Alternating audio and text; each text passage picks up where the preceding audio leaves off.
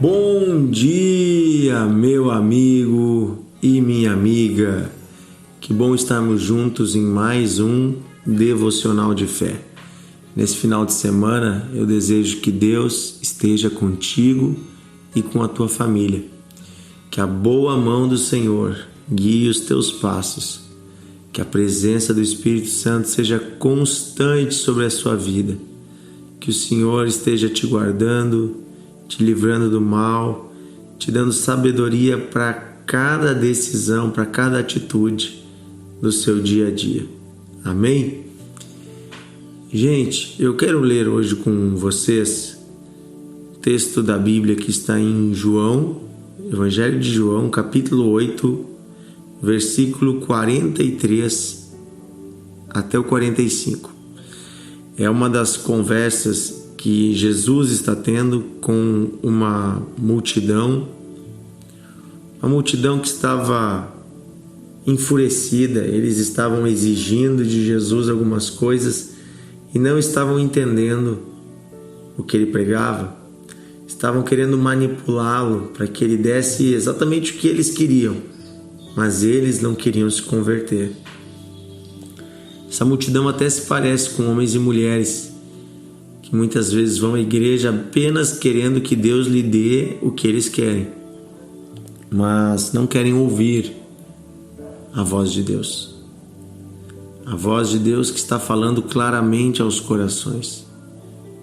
A voz de Deus que chama ao arrependimento. A voz de Deus que chama a um comprometimento com Ele, a um relacionamento. Essa voz ela continua ecoando pela terra. Mas existem outras vozes, inclusive, que fazem se passar pela voz de Deus. E é sobre essas vozes que Jesus vai falar agora. Ele diz o seguinte, João 8:43. Por que vocês não entendem a minha linguagem? Por que não podem ouvir a minha palavra? Vocês têm por pai ao diabo e quereis satisfazer os desejos do vosso pai. Ele, o diabo, foi homicida, assassino, desde o princípio e não se firmou na verdade, porque não há verdade nele. Quando ele profere mentira, ele fala do que é propriamente seu, porque ele é mentiroso e pai da mentira. Mas porque eu vos digo a verdade, vocês não creem. Então aqui Jesus olha para uma multidão que está usando de palavras mentirosas, que está tentando manipular inclusive a sua palavra, manipular até mesmo a Bíblia. E ele diz, olha, vocês são filhos do diabo. Que palavra pesada, hein? E por que ele afirma isso? Certamente a multidão ficou enfurecida, porque ninguém quer se considerar um filho do diabo. Mas ele diz, olha, eu sei que vocês são filhos do diabo, porque vocês realizam as mesmas obras do que ele. Vocês são mentirosos. E o diabo é o pai da mentira. Sendo ele o pai da mentira, todos que praticam a mentira estão se assemelhando ao seu pai. Veja, Deus é verdade. Jesus disse, eu sou o caminho, a verdade e a vida. Quem fala a verdade se assemelha ao seu pai, se assemelha a Deus. Quem fala a mentira se assemelha ao diabo. Inclusive o diabo é um manipulador. A forma mais inteligente de infiltrar a mentira é contá-la junto com algumas verdades. É você pegar uma verdade e dentro desta verdade acrescentar um pontinho de mentira. E a partir disso você faz com que a pessoa entenda e acredite no que você está falando. porque 90% do que você está dizendo é verdade. E aí ela vai acreditar. Mas lá no cerne, lá no interior, tem uma mentira indo junto. É isso que o diabo faz. Quando nós vemos Jesus no deserto sendo tentado por Satanás, nós observamos que Satanás chega a ele e lhe tenta usando trechos da Bíblia. Ele pega passagens da Bíblia e ele tira do seu contexto. Ele pega promessas de Deus, promessas verdadeiras de Deus, e tira do seu contexto para tentar fazer Jesus cair em pecado. Veja, o diabo é tão mentiroso que ele usa a própria Bíblia para mentir. E você vai dizer, mas pastor, a Bíblia não é a verdade? Sim, ela é a verdade, ela toda é a verdade. Mas se eu pegar um versículo fora do contexto e fora do que todo o resto está dizendo, e eu ler apenas esse versículo, sem entender quem foi que o escreveu, por que o escreveu, para quem o escreveu, qual o sentido dele dentro do texto que ele está, e eu pegar apenas aquela frase e ler ela pode ter um significado totalmente diferente se eu tirar ela do contexto. Porque ela pode ser uma frase de uma conversa. Então, por exemplo, no livro de Jó, nós temos a conversa entre os amigos de Jó, e depois Deus vem e repreende os amigos e diz que eles estavam errados. E diz que inclusive Jó, na sua lógica, também estava errado em alguns aspectos. Então, se você pegar aquelas afirmações e você trazer elas como verdade, você está compactuando com coisas que não são a verdade. E não somente isso, mas até mesmo ensinamentos dos apóstolos que muitas vezes foram direcionados a uma situação específica, eu não posso transformá-los em uma regra geral. Por isso eu preciso ler a Bíblia e ler o texto todo e não apenas um versículo, para que eu consiga entender o que o autor está querendo falar. Do contrário, posso ser manipulado pelas trevas com mentiras, inclusive mentiras apoiadas em versículos da Bíblia. Isso acontece muito em pregações.